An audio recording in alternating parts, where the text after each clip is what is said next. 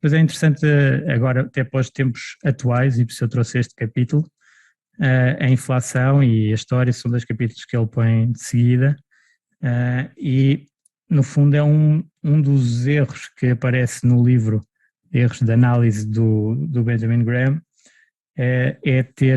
estávamos nesta edição então, a última que foi a que eu reli, estamos em 1971, 72, quando ele está a escrever o livro, e depois ele é lançado em 73. E já nessa altura, tinha aqui o gráfico, nesta altura tínhamos a taxa de inflação dos Estados Unidos, que vinha aqui da década de 60 muito abaixo dos 2%, portanto muito controlada, mas já tinha estado a subir até aos 6% em 1970.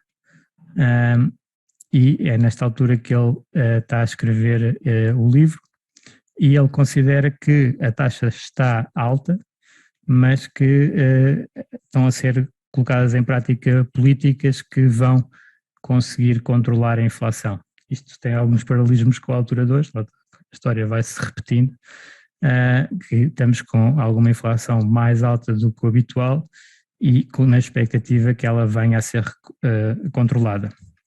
Neste momento já temos a história do que aconteceu nesta altura e, portanto, à partida vamos estar com mais cuidado do que se calhar nesta altura se teve, mas o que é certo é que a juntar à inflação que estava a crescer no final dos anos 60, vieram as crises petrolíferas dos anos 70 e descontrolou completamente a inflação.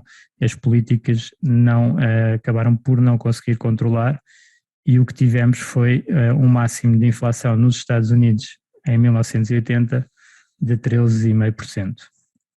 Portanto, aqui ele no livro espera que seja controlada e assume que vai ser 3% para a frente.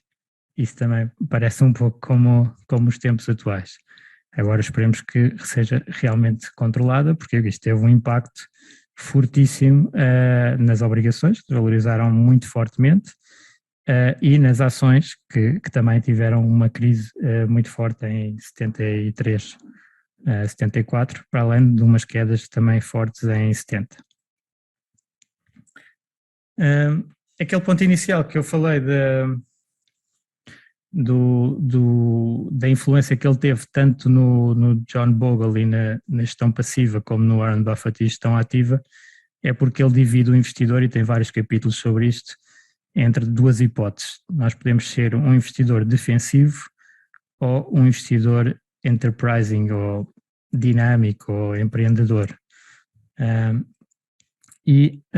Ao contrário do que habitualmente é falado nos textos tradicionais, em vez de olharmos para termos maior rentabilidade porque estamos a assumir mais risco, o que ele identificava como uma maneira de aumentar o nosso retorno era estar dependente do esforço que o investidor está disposto a fazer e que quanto tempo é que no fundo se dedica a esta causa para saber melhor saber mais sobre as empresas, saber mais sobre investimentos e então conseguir retornos mais altos. Portanto, um bocadinho mais desligado do risco-retorno, mas do esforço-retorno. E aí quem tem o menor esforço, digamos assim, seria o investidor defensivo, teria o retorno mínimo, e o investidor empreendedor poderia ter um pouco mais. Vamos ver que ele também mostra a dificuldade disso. Mas começando no investidor defensivo, o que é que ele recomenda para um investidor defensivo? Só ter obrigações do governo, na altura era o que estava melhor, obrigações do governo e uma lista diversificada de ações líderes. E que o preço dessas ações não tivesse demasiado alto de acordo com padrões históricos. Portanto, era as duas classes de ativos principais, divisão, uma parte em obrigações, uma parte em ações de empresas muito sólidas. E até colocou aqui umas percentagens para dar o intervalo em que ele considerava que o investimento deveria estar. Nunca menos que 25% em ações, mesmo que as obrigações estivessem a pagar taxas muito, melhores, como por exemplo nesta altura, no início de 70, nós tínhamos as obrigações a pagar perto de 8%, portanto não tem nada a ver com o atual, e ele dizia, ok, as obrigações estão com taxas muito altas, as ações, os múltiplos estavam comprimidos e o múltiplo das ações era mais ou menos 13 vezes, a rentabilidade implícita das ações estava muito próxima das obrigações, sendo as obrigações com menos risco, não se justificaria tanto ter tantas ações. Mas mesmo assim, ele recomendava 25% no mínimo em ações. Noutras alturas em que as ações estavam com grandes valorizações, ele também não considerava ótimo ter 100% em ações, mas sim diversificar um pouco e limitar então a parte das ações a 75%. Aquele critério das ações líderes, ele também dá umas estratégias e ele gostava muito de fazer, ele no fundo era quase como um primeiro quant, fazer investimento sistemático e conseguir olhar para as estatísticas do mercado e tirar grupos de empresas. Então, quais é que eram os critérios que ele usava para as empresas líderes, ou esse portfólio para o investidor defensivo? Ter 10 a 30 empresas, muito grandes, proeminentes e com balanços muito sólidos, portanto, com uma estrutura financeira muito sólida, com resultados positivos consistentemente, pagar dividendos. Ele tinha um grande foco também nos dividendos, nesta altura havia um foco significativo nos dividendos, pagamento continuado de dividendos e depois não serem muito caras, portanto limite ao lucro, ao múltiplo de lucros que elas tinham na altura. Portanto, selecionar as empresas com base nisto e que ele, para o investidor defensivo, quase que diz e sugere ter as empresas todas do Dow Jones, que são aquelas 30 empresas muito conhecidas, muito blue chips, ter essas empresas. Claro que atualizando esse conselho para os tempos atuais, porque já agora a referência aqui é que estamos em 1973, o primeiro fundo índice aparece em 1975, ele no fundo está a dizer para se fazer chamamos direct indexing, que é a pessoa comprar mesmo todos os títulos e ter tudo na sua carteira, mas atualmente temos maneiras mais fáceis, que são os fundos índice ou ETFs, em que se compra esse instrumento e estamos a replicar o índice. Portanto, ainda não existia. No fundo aqui é a tal filosofia que ele apresenta ao mercado e que depois o John Bogle pegou e fez na prática esta ideia. Criar um índice com as principais empresas e depois, entretanto, foram criados índices para tudo. Depois, da parte do investidor mais empreendedor, o que é que ele recomenda?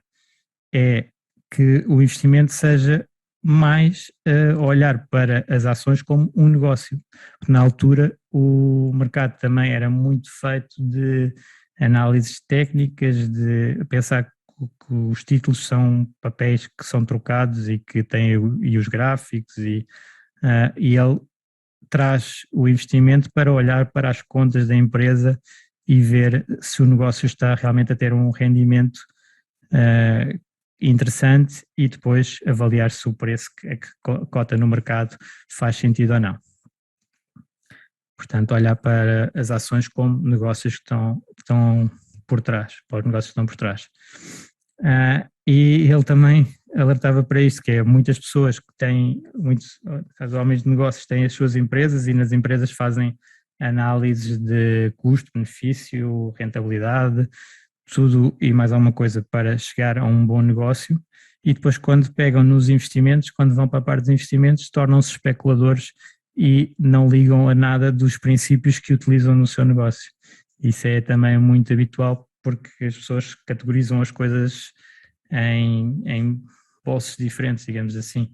É um fenómeno de psicologia que na área então do negócio próprio as pessoas são cautelosas e analisam tudo e, por exemplo, quando as pessoas vão comprar uma casa para fazer, vão analisar todos os custos e escolhem, então bastante tempo a escolher e depois quando é uma ação alguém disse que aquela empresa é boa, vou comprar, ponho lá não sei quanto e não tem nada a ver e já isso na altura acontecia, agora ainda muito mais com toda a facilidade de fazer trading.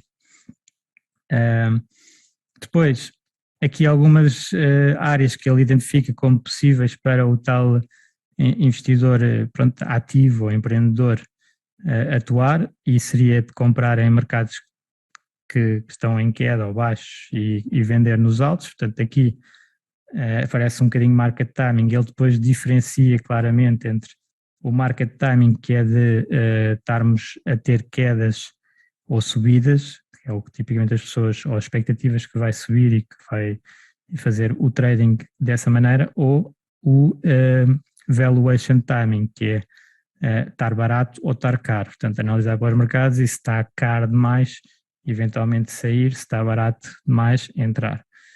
Isto acaba por ser, por exemplo, o que o Warren Buffett acabou por fazer. Normalmente as pessoas não identificam isso, mas o Warren Buffett saiu completamente dos mercados em final da década de 60 porque achou que estava caro. Foi market timing. Não é bem market timing, mas é certo que ele saiu do mercado, desfez a partnership e ficou só com a Berkshire na altura. Ou quando foi em 2000 também, ele estava com uma grande posição de liquidez, porque não havia preços aceitáveis. Portanto, fazer um pouco isto. Depois outra área que ele considera muito difícil, que é ações de crescimento bem escolhidas, e aqui ele alerta para o facto que é muito difícil, é quase impossível prever o futuro, e portanto normalmente essas empresas de crescimento têm nos seus números já expectativas muito altas e tendem a não conseguir cumprir, e portanto é difícil atuar nessa área. Já sabemos que nos últimos anos por acaso tem sido a área que tem crescido mais, mas já houve alturas em que foi um bocadinho ao contrário. E qual é que era a melhor área? Era a número 3 aqui, que é comprar pechinchas, né? É o que ele é conhecido, value investing. Também naquela altura havia mais empresas muito baratas, portanto, empresas que por qualquer razão tinha acontecido alguma coisa má com a empresa, e ele conseguia analisar os fluxos de caixa da empresa e ver que a empresa tinha muito mais valor do que o mercado estava a dar, e portanto podia comprar e ter pouco risco no investimento. Licença. E depois a parte de situações especiais, portanto aqui são fusões e falências, convertíveis, etc. Situações que o investidor empreendedor vai estudar a fundo e ver arbitragens que possa usufruir delas e ter assim um bocadinho uns melhores resultados no mercado.